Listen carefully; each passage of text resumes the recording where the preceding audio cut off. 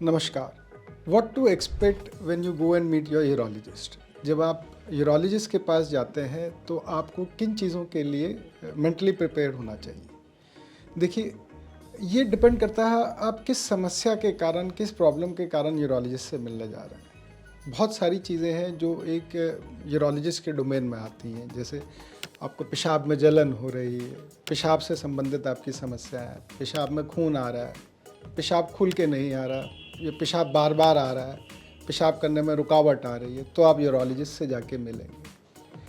आपको सेक्स संबंधित समस्या है, आप इरेक्शन की प्रॉब्लम हो रही है, आपको पहले इरेक्शन ठीक था, अब इरेक्शन ठीक से नहीं हो रहा है, तो आप यूरोलॉजिस्ट से मिलेंगे। या आप को इजैकुलेशन से संबंधित प्रॉब्लम है, आपका इजैकुलेशन जल्दी हो जाता है या इजैकुलेशन नहीं हो रहा, तो आप यूरोलॉजिस्ट से जाके मिलेंगे। आपको अपने प्राइवेट पार्ट्स में टेस्टिस पे, पेनिस के आसपास कोई लम्प, कोई बम्प नज़र आ रहा है, कुछ लाली नज़र आ रही है, तो आप जाके अपने यूरोलॉजिस्ट से परामर्श करेंगे। आपका वज़न कम हो रहा है, आपको पेट में कहीं गांठ दिख रही है, किसी कारणवश आपने किसी फिजिशियन से मिले, उन्होंने बताया आपको किडनी या ब्लैडर से संबंधित समस्या है, तो आप अपने यूरोलॉजिस्ट से मिलेंगे। एक उम्र के बाद आपका रात में बार बार पेशाब करने जा रहे हैं, पेशाब पे कंट्रोल ठीक नहीं है, पेशाब लीकेज हो जाता है, तो आप जाके अपने यूरोलॉजिस्ट से मिलेंगे। तो ऐसे में जब आप डॉक्टर से मिलते हैं तो डॉक्टर के पास पहुंचने से पहले आपके दिमाग में बहुत सारे सवाल होते हैं, बहुत डर होता है कि वहाँ जाएंगे क्या होगा, क्या नहीं होगा।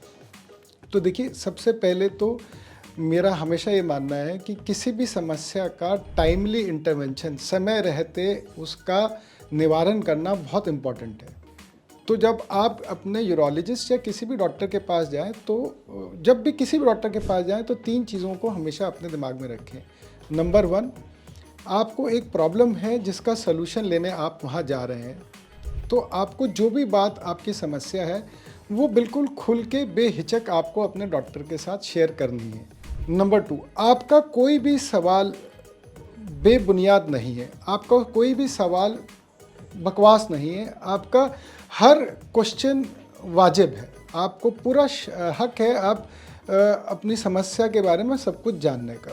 नंबर 3, यदि आपको कोई डॉक्टर कोई सुझाव दे रहा है टेस्ट करने के लिए, तो आप उसको प्लीज़ नेगेटिवली ना लें कि इतने सारे टेस्ट क्यों लिख दिए गए, हमें ये करने के लिए क्यों बताया गया है।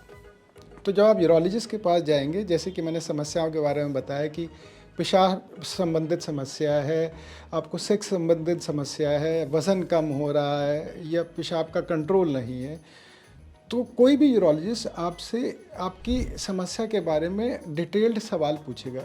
कब शुरू हुआ, कैसे शुरू हुआ, कितने टाइम से है, क्या पिछले कुछ महीनों से है, कुछ हफ्तों से है, क्या उसकी डिग्री उतनी ही है, पहले कम थी अब ज़्यादा हो गई है, या पहले ज़्यादा थी अब कम हो गई है।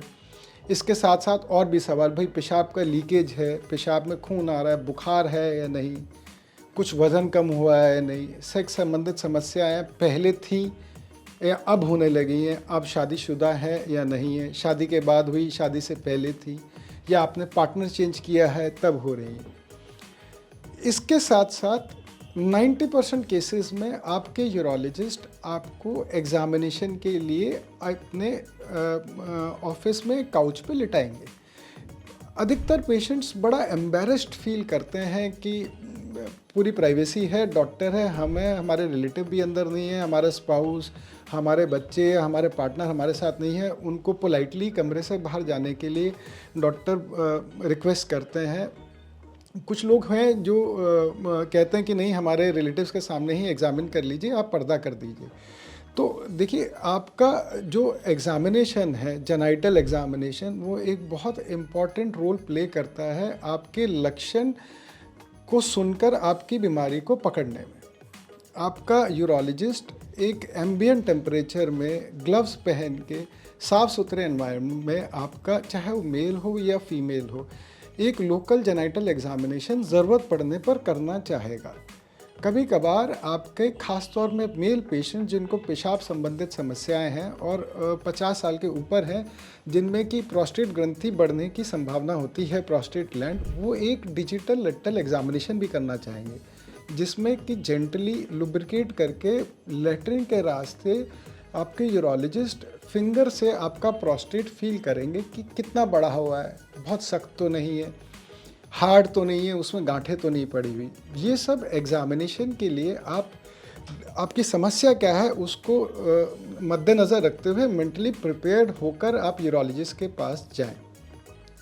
फिर उन समस्याओं को देखकर, आपके सवाल सुनकर एग्जामिनेशन करके वो आपको कुछ टेस्ट के सुझाव भी देंगे, जिनमें कुछ बेसिक टेस्ट होते हैं, urine test, blood test, x-rays, ultrasound और अगर ज़रूरत पड़ी तो सीटी स्कैन।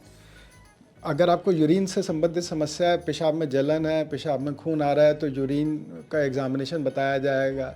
अगर आपको प्रोस्टेट रिलेटेड समस्या है, प्रोस्टेट पर आपके डॉक्टर को शक हो रहा है, बढ़ा हुआ है, तो ब्लड टेस्ट के साथ साथ आपको एक अल्ट्रासाउंड के बारे में बताया जाएगा, देखने के लिए कि प्रोस्टेट, ब्लैडर, किडनी स्वस्थ हैं या नहीं। साथ ही साथ अगर यूरिन के फ्लो या यूरिन के लीकेज संबंधित समस्या है, तो आपके यूरोलॉजिस्ट आपको बोलेंगे कि आप आराम से बाहर बैठिए, पानी पीजिए, यूरिन का प्रेशर बनाइए, और एक यूरिन फ्लो के टेस्ट के बारे में भी वो आपको बोलेंगे, जिसको यूरोफ्लोमेट्री कहा जाता है। यूरोफ्लोमेट्री देखने के लिए की जाती है कि आपका यूरिन का फ्लो कैसा है, कम है, ज़्यादा है, कंट्रोल कैसा है, शुरू होने में टाइम तो नहीं लगता, बूंद बूंद करके तो नहीं आ रहा है। ये सारी जांचें इम्पॉर्टेंट हैं। इसके साथ साथ एक बेसिक इन्वेस्टिगेशन अल्ट्रासाउंड, ये देखने के लिए कि आपकी किडनी, ब्लैडर, यूरेटर और मेल्स में प्रोस्टेट का साइज़, हेल्थ कैसी है, पेशाब रुका हुआ तो नहीं है, प्रोस्टेट बढ़ा हुआ तो नहीं है, कहीं कोई पत्थरी तो नहीं है। ये सारी सुविधाएं हमारे हॉस्पिटल में अवेलेबल हैं। एंड इसके बाद आपका इलाज जो है वो दवाइयों से होगा या ऑपरेशन से होगा, वो फैसिलिटीज़ भी सारी हमारे पास हैं।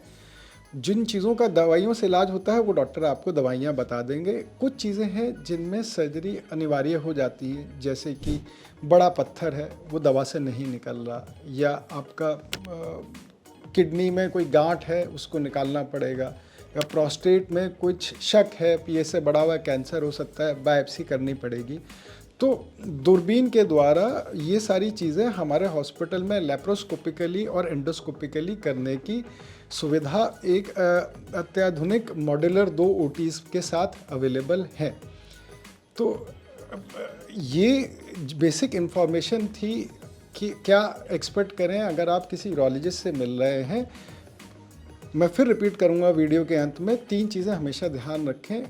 आपका कोई सवाल ख़राब नहीं है, कोई सवाल बेबुनियाद नहीं है। आप जो भी चीज़ें डॉक्टर को बताएंगे वो ऑनेस्टली बताएं, सब कुछ बताएं। और तीसरा, जो भी टेस्ट और एग्जामिनेशन डॉक्टर आपको रिकमेंड करता है उसके पीछे एक कारण है। एम्बैरेसमेंट में कई चीज़ें छिप जाती हैं और गलत इलाज ना हो, इसलिए बेटर है कि दिमाग में प्री कंसीव्ड नोशंस, कुछ ख्यालात लेके ना जाएं, बस समस्या का समाधान के लिए आप जा रहे हैं, ये बात ध्यान रखें। उम्मीद करता हूँ ये इन्फॉर्मेशन आपको अच्छी लगी। अगर ऐसा है तो प्लीज़ अपने फ्रेंड्स, फैमिली के साथ शेयर करें, हमारे चैनल को सब्सक्राइब करें, और दी यूरोलॉजी से रिलेटेड कोई समस्या आपको है तो प्लीज़ कमेंट बॉक्स में डालें। हम कोशिश करेंगे कि आपकी प्रॉब्लम्स का हम समाधान कर पाएँ। Thank you.